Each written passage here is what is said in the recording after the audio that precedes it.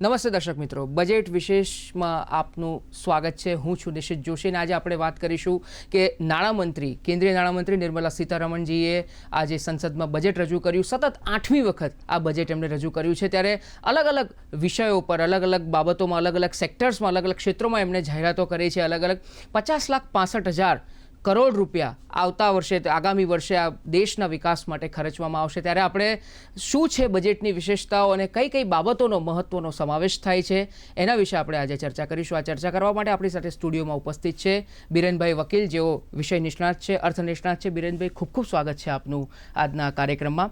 તો પહેલાં તો એક ઓવરઓલ જો વ્યૂ જોઈએ, આપનો રિવ્યૂ જોઈએ, તો આપ કઈ રીતે આ બજેટને જોવો છો? એક અર્થમાં આપણે આને સ્ટિમ્યુલસ કહી શકીએ, કારણ કે સૌથી મોટો એ સમસ્યા માંગની હતી, માંગની કમજોરી. એટલે આપણી જે કન્ઝમ્પશન સાયકલ થોડી મંદ પડી ગઈ હતી, એને આનાથી સારો એવો બૂસ્ટ મળશે.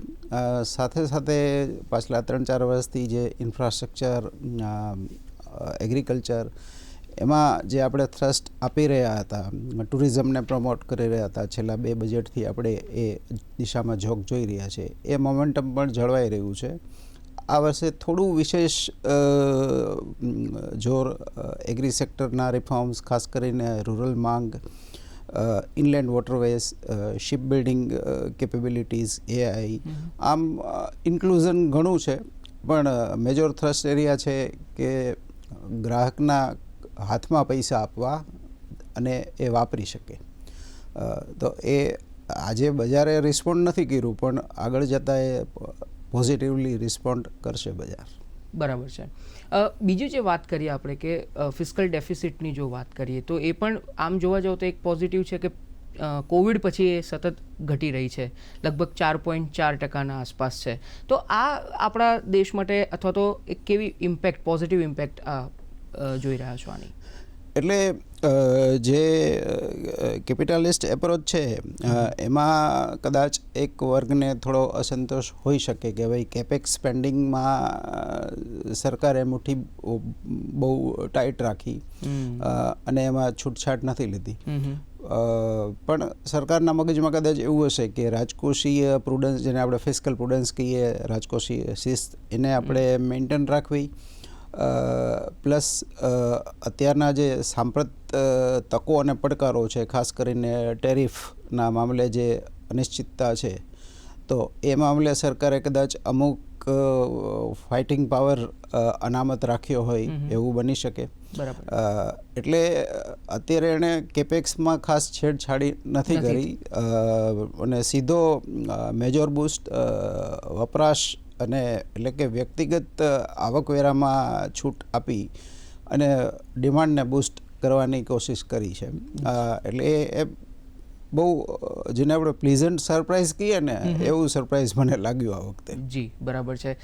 બિરેનભાઈ, આપણી સાથે બીજા પણ એક મહેમાન જોડાયા છે. દર્શક મિત્રો, આપણી સાથે વર્ચ્યુઅલી જોડાયા છે ડૉક્ટર નિરંજન હીરાનંદાની, જેઓ ઉદ્યોગપતિ છે.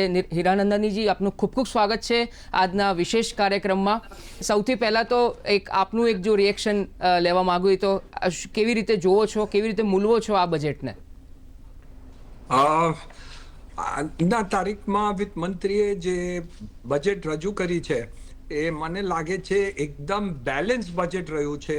એન્ડ જે 2024માં જે ચેલેન્જીસ હતા, ઇલેક્શનનું ટાઈમ હતું, ઇન્વેસ્ટમેન્ટ ઓછું થઈ ગયું, બેલેન્સ ફિસ્કલ ડેફિસિટ જે બેલેન્સ કર્યું, એના કારણે આ બધી વસ્તુ બેલેન્સ બજેટમાં જોવા જઈએ તો I think it is a fantastic budget.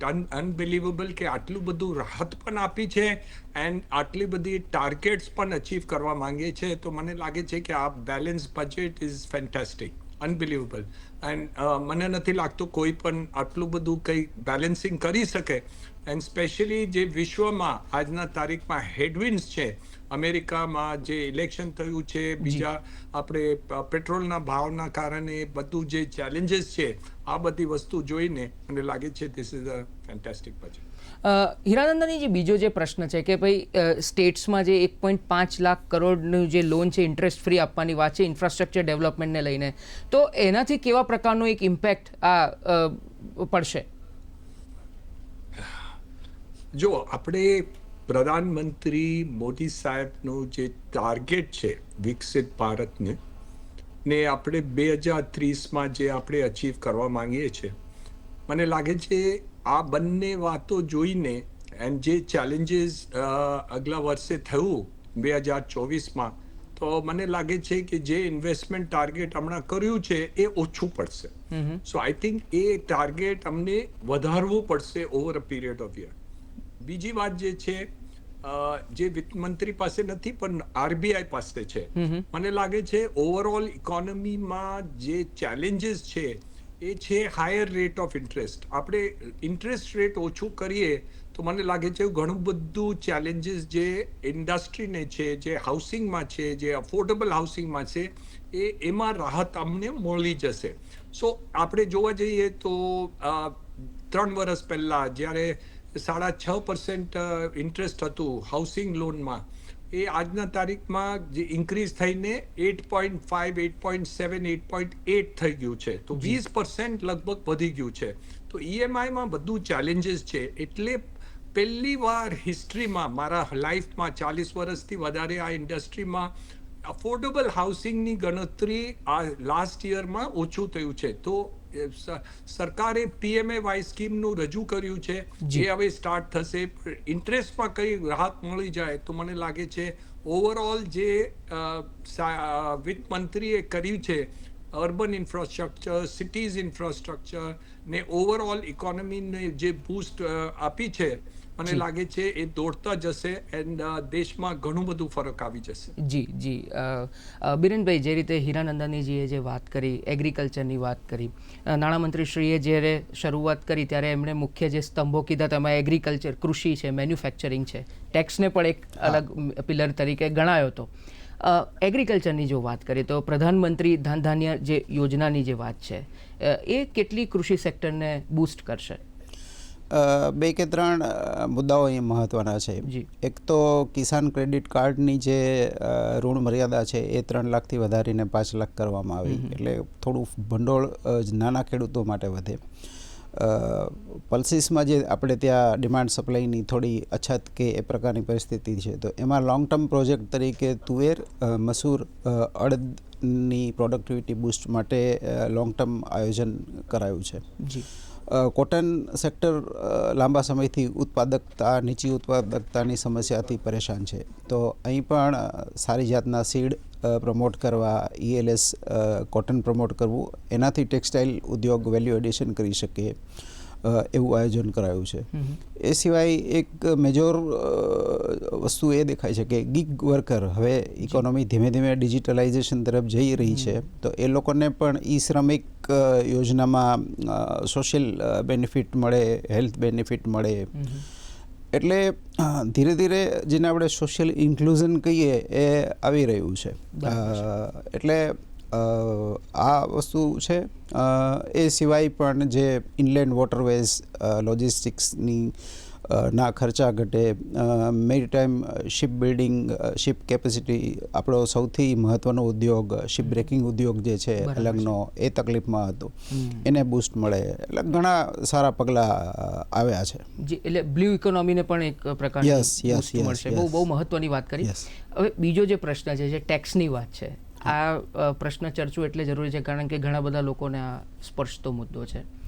આ ટેક્સની શું આખી કન્સેપ્ટ છે? કઈ રીતે આ ટેક્સમાં, જેમ નાણામંત્રીશ્રીએ જે વાત કરી 12 લાખ રૂપિયા સુધીનો કોઈ ટેક્સ નહીં, તો આ થોડુંક વધારે બાયફર્કેટ કરીને આપ જણાવશો.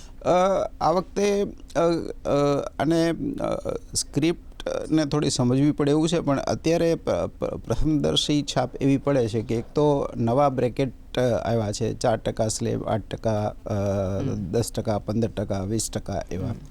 12 લાખ ટકા એટલે 12 લાખ સુધીની આવક પર કોઈ ટેક્સ નથી, પણ એ પછી તબક્કાવાર અલગ અલગ ટેક્સ આવે, પ્રમાણમાં નીચા છે. પણ એ સિવાય જે રાહતો મળતી હતી, ATC, ATD કે એ પ્રકારની, એ જતી રહી છે. બીજું કે નવી રેજિમમાં જે લોકો આવે, એટલે સરકારનો પુશ થોડો એવો છે કે લોકો ઓલ્ડ રેજિમને બદલે નવી રેજિમમાં આવે, તો જે આ પ્રકારની જે અલગ અલગ કમ્પ્લાયન્સના મામલે જે થોડું બર્ડન હતું એ ઓછું થાય, સાથે સાથે યુલિપ કે એ પ્રકારની જે સ્કીમમાં નાણાં રોકતા હોય એ હવે કેપિટલ એસેટ તરીકે ટ્રીટ થશે. એટલે એમાં આગળ જતાં ટેક્સ લાગે એવું કહી શકાય કે અત્યારે તો એક હાથે સરકારે ઘણું આપ્યું છે, આગળ જતાં પછી એ બીજા હાથે થોડું થોડું લેશે. પણ એનીવે એક વખત અત્યારે આપી દીધું છે તો એનું આપણે બેટર મેનેજમેન્ટ કરીએ. જી બરાબર છે. હીરાનંદનની જે બીજી જે વાત કરીએ કે આપણે અર્બન ઇન્ફ્રાસ્ટ્રક્ચર અને ડેવલપમેન્ટની વાત કરીએ તો 50 યર ઇન્ટરેસ્ટ ફ્રી લોનની જે વાત કરવામાં આવી છે જે રાજ્યોને આપવામાં આવશે, આને તમે કેવી રીતે જુઓ છો? આનાથી કેવા પ્રકારનો અસર એક પડશે દેશ ઉપર? આ બહુ મહત્વની વાત કરી તમે, કેમ કે આજના તારીખમાં શું થયું છે કે જે હમણાં સાહેબે લોજિસ્ટિક કોસ્ટની વાત કરી ને અર્બન ઇન્ફ્રાસ્ટ્રક્ચરની આ બંને વાતો જે છે એ બંને બહુ મહત્વની છે. લોજિસ્ટિક કોસ્ટ અમારા દેશમાં લગભગ 13% છે કઈ પણ પ્રોડક્ટ ઉપર. એ ઓવરઓલ ટાર્ગેટ એ છે કે 4-5 વર્ષની અંદર આ 12-13માંથી 8% સુધી લઈ આવે. ચાઇનાનું લોજિસ્ટિક્સ કોસ્ટ 6% છે. એટલે આ બધી ચેલેન્જિંગ ઇકોનોમીમાં એક આઇટમ જે તમે ખરીદી કરો છો એનું કોસ્ટ 4% ઓછું થઈ જશે. So it is extremely important કે આ બધી વસ્તુઓ જે લોજિસ્ટિક્સ એન્ડ ઇન્ફ્રાસ્ટ્રક્ચર આપણે કરીએ છીએ શહેરોમાં, એમાં એ બહુ મોટી પરિવર્તન આવી જશે. સેકન્ડ પોઈન્ટ, જીડીપી ગ્રોથ જે અર્બન એરિયાઝમાં થાય છે એ લગભગ 12-14% થઈ ગયું છે. તો ઓવરઓલ જે એગ્રીકલ્ચરમાં ઓછું વધારો થયું છે એવી રીતે આ મેકઅપ થાય છે આ અર્બન એરિયાઝમાં જ્યાં ઇન્ફ્રાસ્ટ્રક્ચર બધું ગણતરી કરી છે. આપણે મુંબઈની જો આપણે જે એડિશન કર્યું છે આ બીજા 2 વર્ષની અંદર મુંબઈ શહેરમાં 300 કિલોમીટર મેટ્રો આવવાની છે. ક્રોસ હાર્બરમાં અમારું તે નવી એરપોર્ટ ત્યારે અટલ બ્રિજ થઈ ગયું છે એન્ડ કોસ્ટલ રોડ ચાલે છે. નવી એરપોર્ટ એપ્રિલમાં શરૂઆત થશે અને ત્રીજું એરપોર્ટનું અનાઉન્સમેન્ટ પણ થઈ ગયું છે. તો ઓવરઓલ જે આપણે ઇન્ફ્રાસ્ટ્રક્ચરનું થાય છે એના કારણે જે જીડીપી ગ્રોથમાં થશે પ્લસ પર કેપિટા ઇન્કમ જે વધારો થશે એમાં એક બહુ મોટી વાત છે. ઓફકોર્સ પ્રોબ્લેમ આપણા પાસે સ્કિલિંગનું છે. આપણા પાસે જે વર્કર્સ છે આજના તારીખમાં એને સ્કિલિંગ નથી. તો આપણે લગભગ કન્સ્ટ્રક્શન વર્કર્સમાં જેવી રીતે આપણે જોવા જઈએ તો લગભગ આપણે ઇકોનોમીમાં સેકન્ડ લાર્જેસ્ટ એમ્પ્લોયર છે. 1 મિલિયન વર્કર્સ કામ કરે છે ને અમને 23 મિલિયન અમને જોઈએ સ્કિલ વર્કર્સ, પણ અમારા પાસે 13 મિલિયન જ છે. તો 10 મિલિયનમાંના 1 કરોડ વર્કર્સ શોર્ટ છે આજના તારીખમાં. બરાબર છે. એન્ડ આપણે 2030માં ગણતરી કરશું માના જે પ્રોજેક્ટ છે અમને 100 મિલિયન વર્કર્સ જોશે રિયલ એસ્ટેટ ને આમાં, એમાંથી 33% અમને સ્કિલ જોઈશે. પણ દેટ મીન્સ આટલા વર્ષમાં 5 વર્ષની અંદર અમને 3 કરોડ વર્કર્સને સ્કિલિંગ કરવું પડશે તો જ બધાને આ બધી વસ્તુઓમાં પોસિબિલિટી થાય. એન્ડ ઓલ્સો અનએમ્પ્લોયમેન્ટ જે એગ્રીકલ્ચર સેક્ટરમાં છે એ આપણે પૂરું કરી શકશું. સો ધીઝ ચેલેન્જીસ જે રિમેન થાય છે એના ઉપર આપણે ફોકસ કરવું પડશે. જી બિલકુલ, જે ચેલેન્જીસ છે એને પર ફોકસ કરવું પડશે. આ બંને મહેમાનો અમારી સાથે જોડાયેલા રહેજો. દર્શક મિત્રો, સમય છે વિરામનો અને વિરામ બાદ ફરીથી આ ચર્ચાને યથાવત રાખશું.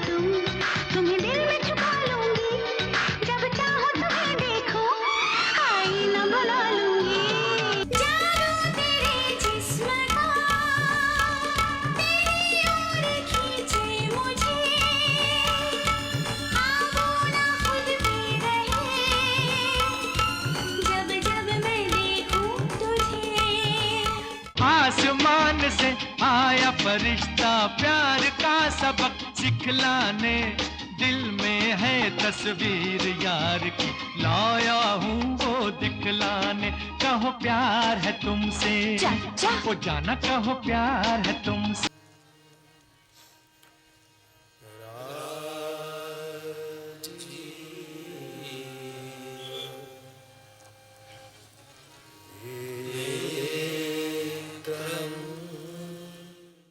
ભગવાન રામ જગતને રીત બતાવે છે, પરિસ્થિતિઓ આવ્યા કરે,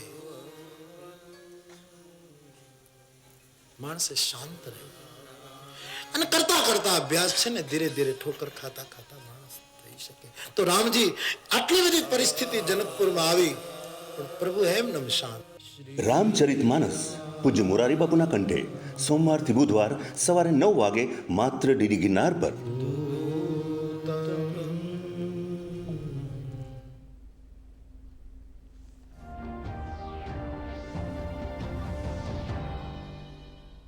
વિરામ બાદ આપનું સ્વાગત છે. બિરેનભાઈ, જે નાણામંત્રીશ્રીએ જે પોતાની સ્પીચમાં એવું કીધું કે વિકસિત ભારતના જે 4 ગ્રોથ એન્જિન છે એમાં એમણે વાત કરી એગ્રીકલ્ચર, MSME, ઇન્વેસ્ટમેન્ટ અને એક્સપોર્ટ ઇમ્પોર્ટની જે વાત છે, એક્સપોર્ટ ખાસ તો. હવે પ્રશ્ન એ થાય કે એમાં ખાસ કરીને MSME સેક્ટર્સની જો વાત કરીએ આપણે અને મેન્યુફેક્ચરિંગ, આ કેટલું મહત્ત્વનું રહેશે? કારણ કે આપણે મારે પાછી ઇનોવેશનની પણ થોડીક વાત કરવી છે, પણ પહેલાં આની ઉપર આપણે ફોકસ કરીએ કે આના માટે શું કહેશો આપ MSME માટે?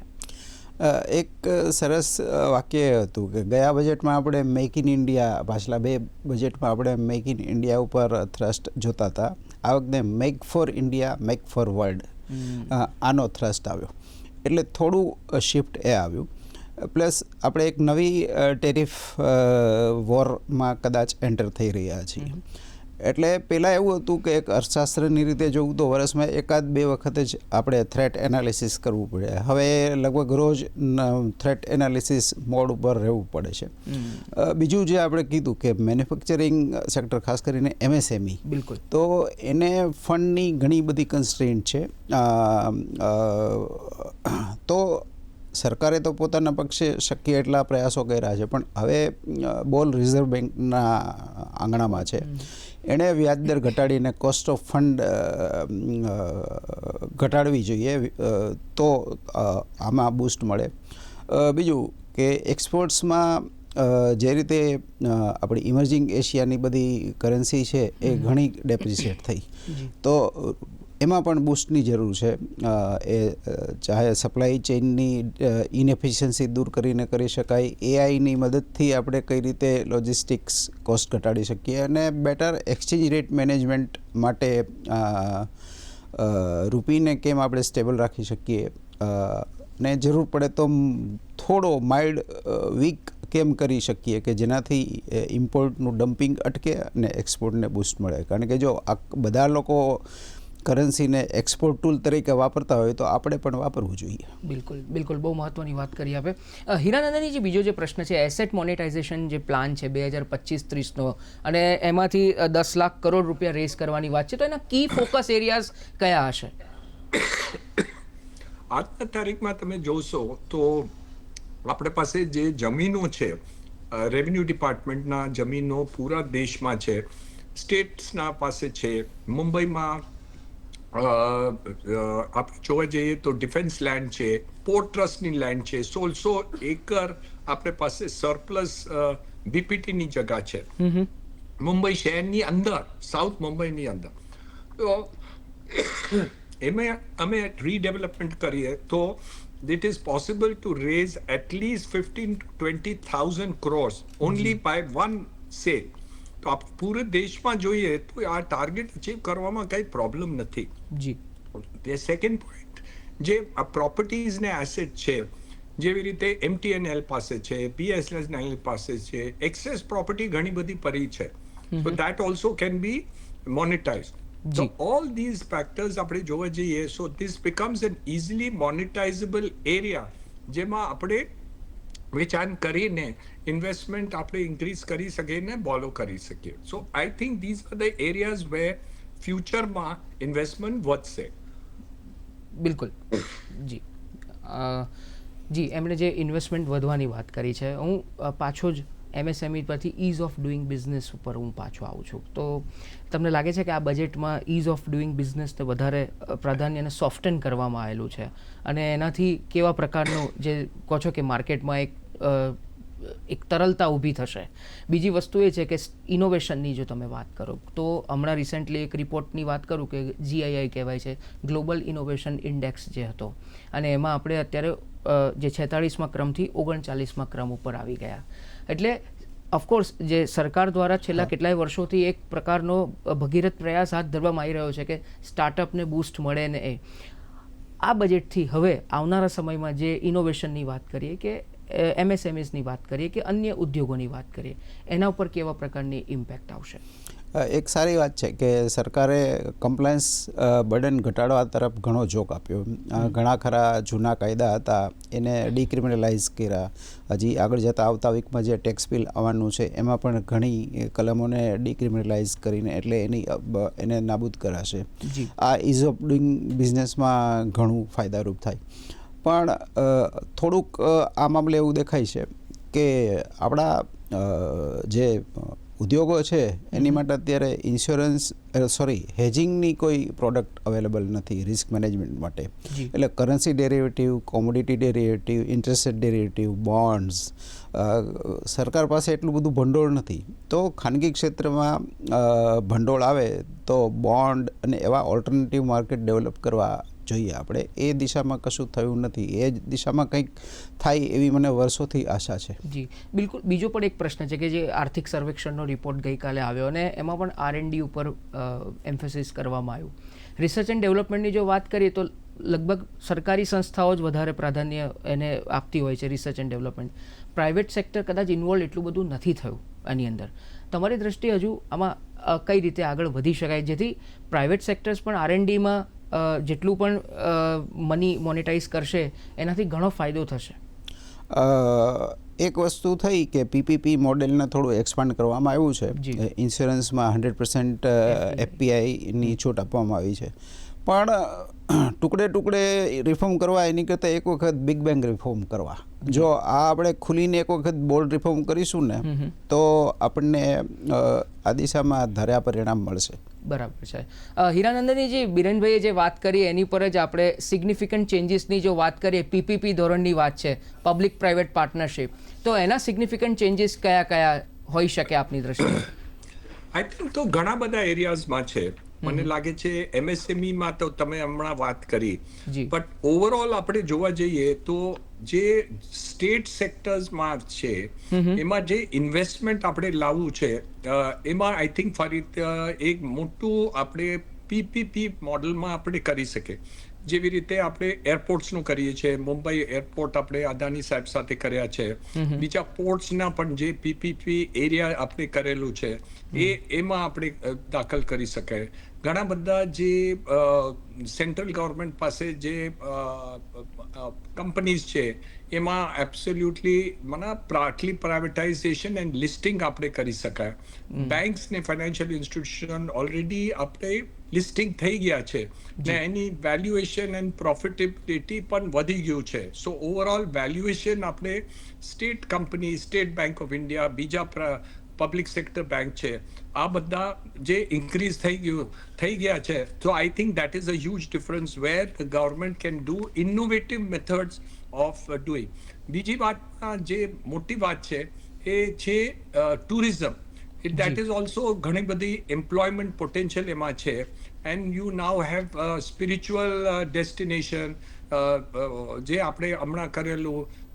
This is very important. આપણે ડેસ્ટિનેશનમાં બીજું જે ટાર્ગેટ્સ આપણે એરિયામાં છે, બીચીસ છે, ત્યાં છે, હિલનું છે, રિસોર્ટ્સ આપણે કરી શકાય. And that is a labour intensive area. So I think huge amount in thing. Medical tourism આપણે ઘણું બધું આપણે કરી શકાય. That is also an area where PPP model is working very well. Private સેક્ટરનું હેલ્પ છે એન્ડ ગવર્મેન્ટનું સાધન છે કે ઇટ ઇઝ લિંકિંગ અપ. જમીનો જે આપણે મળવાનો હોય તો they can offer up land which is ever there. And of course જે પોલિસી આપણે એક્સપોર્ટ્સમાં છે that is also extremely important. Because ultimately આપણે make for India make for the world જે જી. પ્રાઇમ મિનિસ્ટર ધાર્યું છે મને લાગે છે that will also go a long way because હમણાં શું થયું હતું કે આપણે ચાઇના ઉપર ભરોસો રાખતા હતા કે એ અમને સપ્લાય કરશે તો આપણે કરી દઈશું જી. And there is no need to make a substitute હવે આપણે ખ્યાલ આવી ગયો કે with the new trade barriers જે બધી વિશ્વમાં શરૂઆત થઈ ગઈ છે ઇટ ઇઝ આત્મનિર્ભર ભારત આપણે જે પ્રધાનમંત્રી સાહેબે કહે છે એમાં આપણે ધ્યાન આપીએ તો I think it is going to be a world of a difference in the whole thing and ease of doing business બહુ મહત્વની વાત છે જી. બીકોઝ મેન જે આપણે ગ્રાઉસ હતું જે ઇન્વેસ્ટર્સ જે એફડીઆઈ લઈ આવતા હતા કે ease of doing business in India is not there. It is easier to do business in China than to do it in India. એમાં અંતર આવી ગયું છે and I think હજી થોડું બાકી છે સ્ટેટ લેવલ પર કંઈ આવ્યું છે સેન્ટર ગવર્મેન્ટ આ બધી વસ્તુઓમાં we need to create see to it that ease of doing business in India in terms of it for local people as well as જે FDI લઈ આવે છે એને માટે પણ it should become G. an easier way which is what the finance minister પણ આપણે વાત કરી છે. So બિલકુલ. I think all this is going to make a world of difference to the growth of GDP and prosperity of India to reach the objective of Prime Minister of Viksit Bharat. બિલકુલ વિકસિત ભારતના સંકલ્પને સાકાર કરવાની દિશામાં વધુ એક પગલું આ બજેટ રૂપે રજૂ કરવામાં આવ્યું છે. તો નિરંજન હીરાનંદાનીજી આપનો અને બિરેનભાઈ આપનો આ સ્ટુડિયોમાં આવ્યા અને આટલી રસપ્રદ ચર્ચા કરી એ બદલ આપનો બંનેનો ખૂબ ખૂબ આભાર. તો દર્શક મિત્રો અત્યારે આ વિશેષ કાર્યક્રમમાં બસ આટલું જ. આપ જોતા રહો દૂરદર્શન ગિરનાર.